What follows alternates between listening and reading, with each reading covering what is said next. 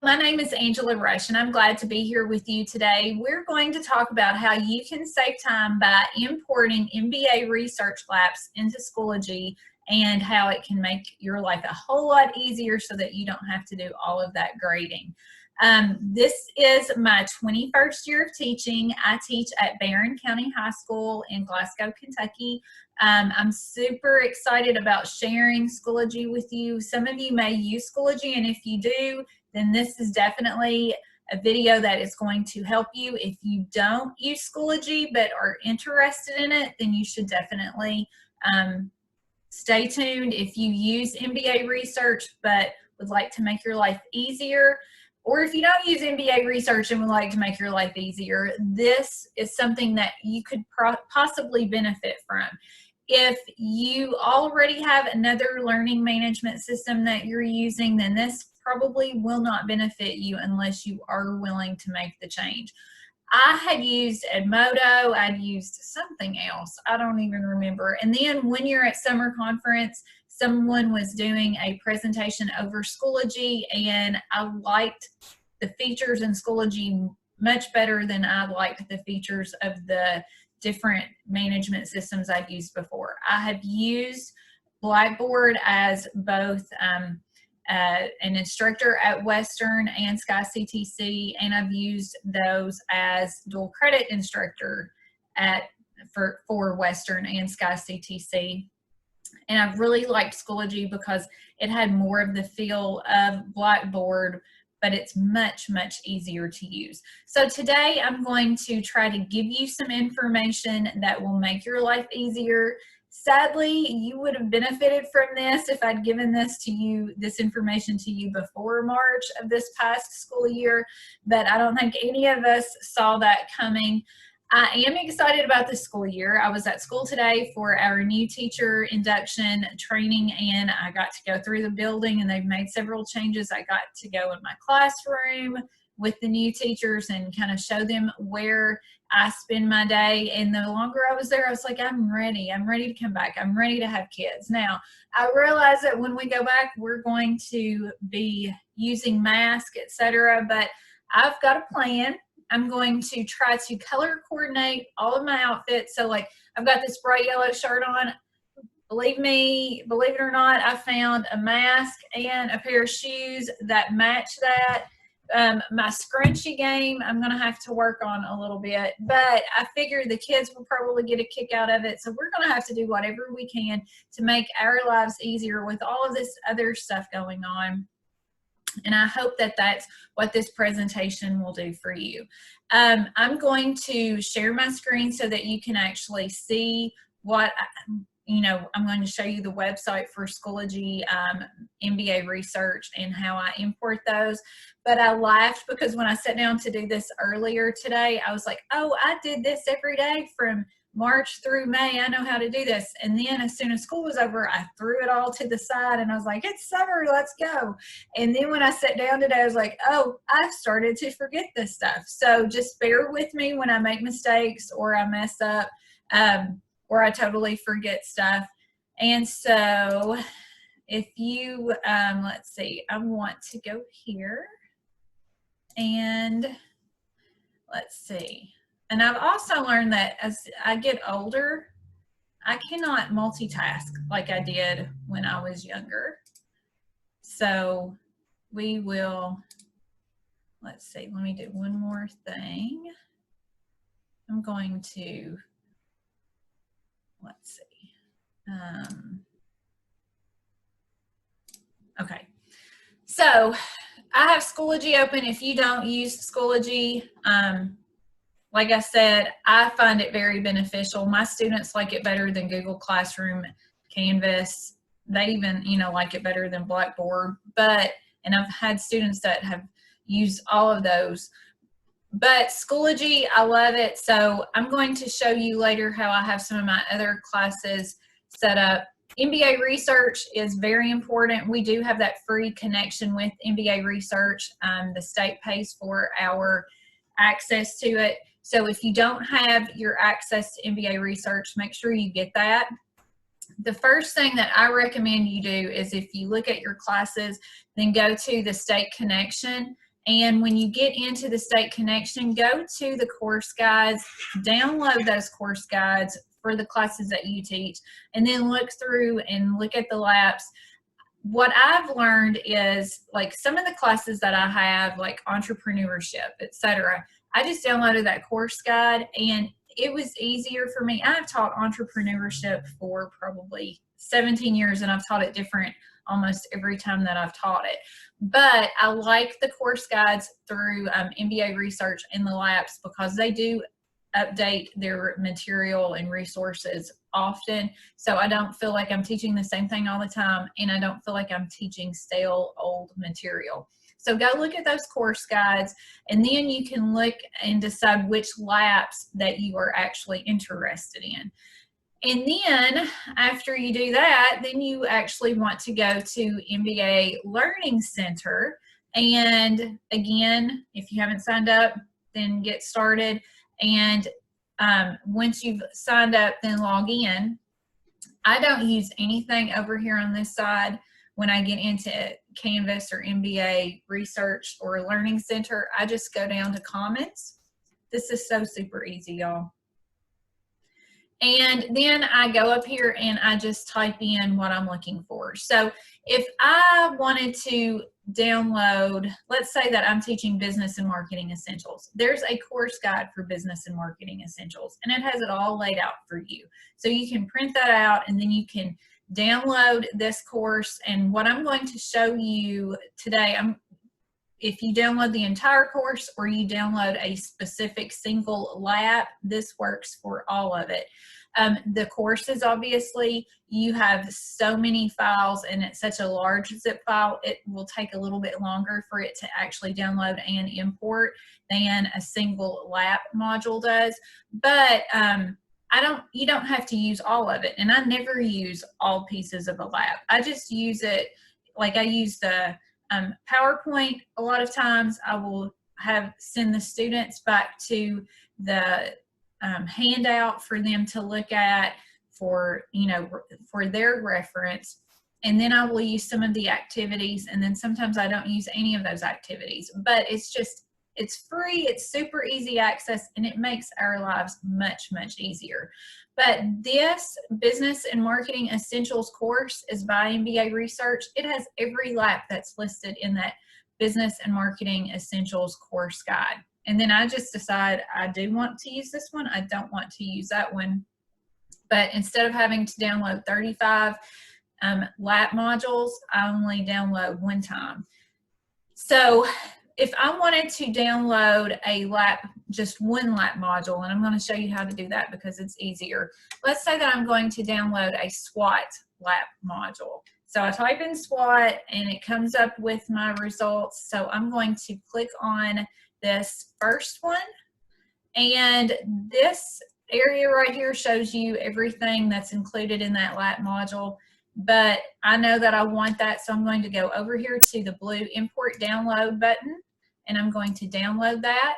And you'll see it downloading down here. It's important for you to make sure that you kind of keep track of the numbers for these file names, because especially if you're downloading more than one LAP a day. So like this one is 9F80, and I downloaded it earlier to make sure that everything was working because it's been storming here, and so sometimes my internet connection gets a little crazy. But anyway, while this is downloading, I'm going to click back over here and I'm going to copy this text because I am a little lazy, and I'll show you why in just a second. So then I go back over here to Schoology and I've logged in. I click on Resources, and then you're going to click on this little drop down box right here and you're going to click Import. I'm going to import that LAP module as a common cartridge file into an existing collection because I've already created one. If you're building a course and you're picking your own LAP modules, then you might want to create a new collection called Entrepreneurship and import all of those LAPs that you would use for entrepreneurship into that collection. It's just however you want to do that. I learned quickly when I first started doing this that if you just imported the file, it's going to import under that zip file, will import under that file name. So if it's 9F8512346, whatever, that's what it is. And that means nothing to me, so then I would have to go back and rename it. Or I can copy it like I did earlier and then right click and paste it, and I don't have to type all of that. And then I attach that file from my downloads folder, 9F.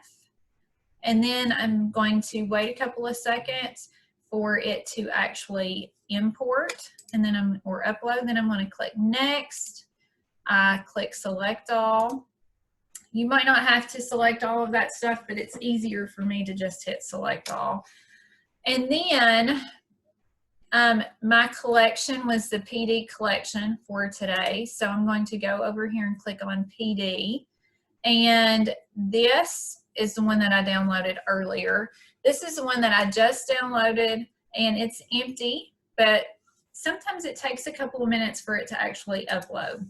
And then I have this other stuff that has kind of just popped in here, but sometimes that disappears. It's junk, it's stuff that I don't use, so I will just delete it. Usually it pops up while it's downloading or importing, and then once it's imported, then it disappears. So while that is importing and I don't want to waste your time, I'm going to use this completed import or download and show you how I move that into my Schoology course. So I created a KACTE Summer 2020 PD course for this training. And then you're just going to click Add Materials and Import from Resources. So you will go back to where you had that saved and then click Import. And import again. And then you wait while the 3 little blue dots do their magic.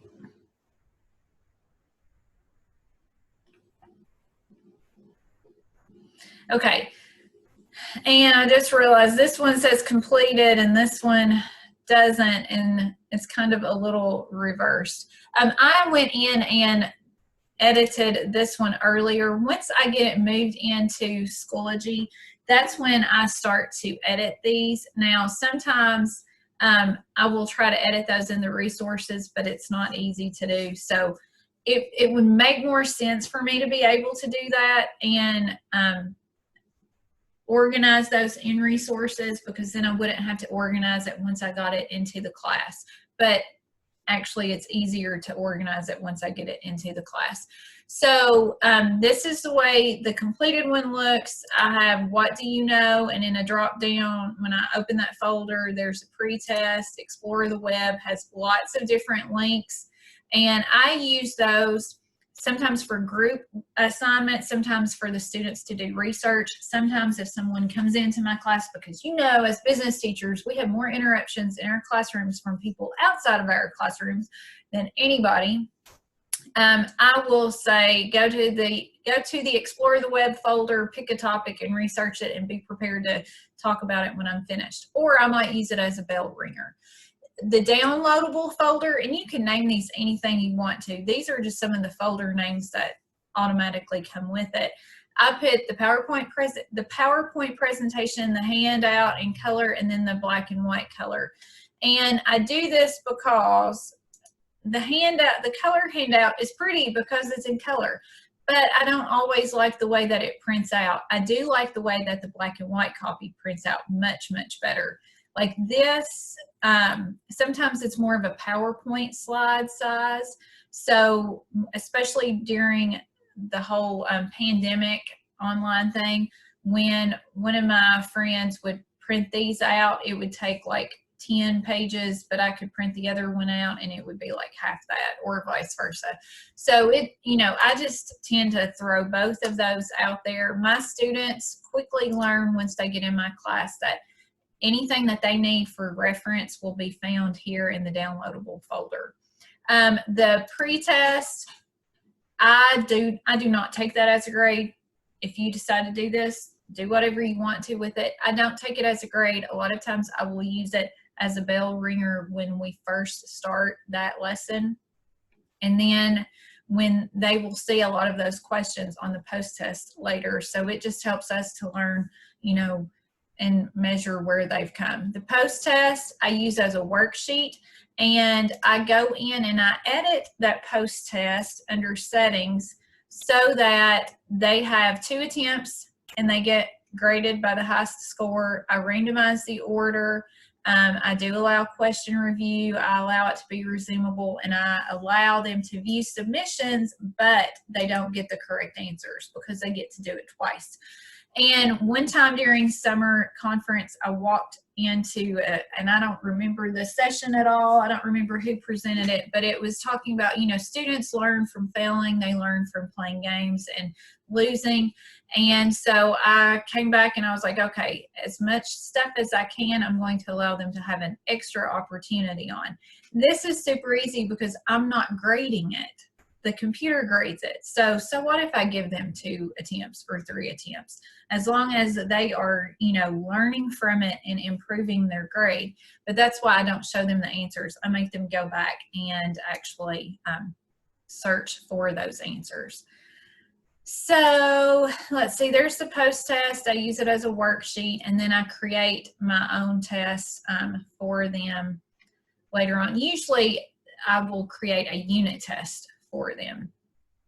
And then the instructor section, I make sure that it stays hidden.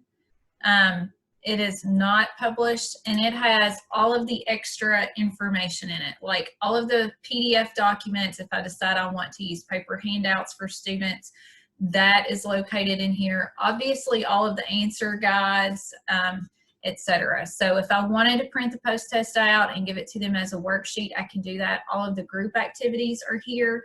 Sometimes I will decide to move that out so that the students can look at it.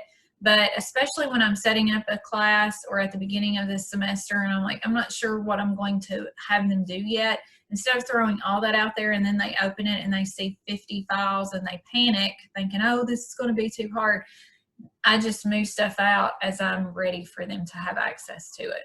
Okay, so that's what the completed one looks like after I organized it. Let me show you what it looks like before I organized it. When you first import it in, it looks like this, and the unused resources has a bunch of junk. I don't even know what to do with that, so you don't even have to import that in. You can delete it. I keep hoping that somebody's going to be smarter than me and have a whole lot more knowledge and can show me what to do with that stuff. Then when I get in here, there's some stuff that I don't need, like these folders. It moves this stuff in, but it does not actually organize it. So then you just have to organize it. So for the what do you know, I could put the pretest there, or I could just delete it. The so what is a jumbled mess when you open it. I'll show it to you, but you'll see what I'm talking about. So I just always delete that as well. And then pretty much everything else is just either deleting or moving. So like all of these links go under the Explore the Web folder. So again, this is the same lab. This is just what it looks like as soon as you import it into Schoology. So I would just move all of those there. I would get rid of the proof of learning, or you could put the post-test there, whatever makes you happy. The downloadable folder, I move the handout and the PowerPoint into it. That way, it's like I tell my students, you don't have a book in this class, but you have access to any question you would have about my class 24/7 through Schoology. And then everything else I pretty much put in the instructor section, and then I just hide it so that they don't see it, and I get rid of the feedback folder. I will tell you a couple of things that you need to look at, especially with the pretest though, is that, and I don't know if this one does this, so let me go over here and look at it. When you look at the pretest, sometimes they will mess up, and they will actually have, like, I've had students take the pretest and then they're finished and they're like, Ms. Rush, all of the answers were A on this pretest. So like on this one, the answer was A. Oh, and then I went out too far. And so a lot of times I just try to, after I import those, I try to go through and look at those questions to make sure that they're not all A. And the answer is A on that one. So a lot of times I will say just shuffle options, save, and then 3. Yeah, again, the answer was going to be the first one. So I just hit shuffle options and save. So if you do that, then, you know, they'll start to figure out that a lot of times on these pre-tests that it's just all A's. So they'll be done in no time. So I do recommend that you go back through there and double check those. But that's pretty much all I do with Schoology. It's super easy, quick to pull that in. You spend more time organizing the files than you actually do importing it. But to me, it's worth it because I don't have to grade all of those tests, pre-tests, etc. So, you know, I hope that this has been beneficial to you. I will tell you one other thing that I do. My students like, especially because some of the terminology in MBA research can be a little bit higher than what you would see sometimes in some of our areas, especially, you know, in my area, because we're a small community, then I will go through and there, because I've had some students go, I just do not understand. This is like a foreign language to me. So they like to write definitions. So for each LAP module, I will go through and I will develop a list of terminology. And again, you will find that in the course guide as well if you look at that. And then when you go to the states connection, on the bottom left-hand side under classroom activities, there is a website that has the MBA Research Dictionary. So I will typically do definitions by unit or based on 2 or 3 LAP modules, and then I will I'll type the definitions up and organize it by, or the terms up and organize it by LAP module, and then it's their responsibility to go to MBA Research and actually write those definitions. I put it on a worksheet. I don't let them let them type it because I know that they will just copy and paste.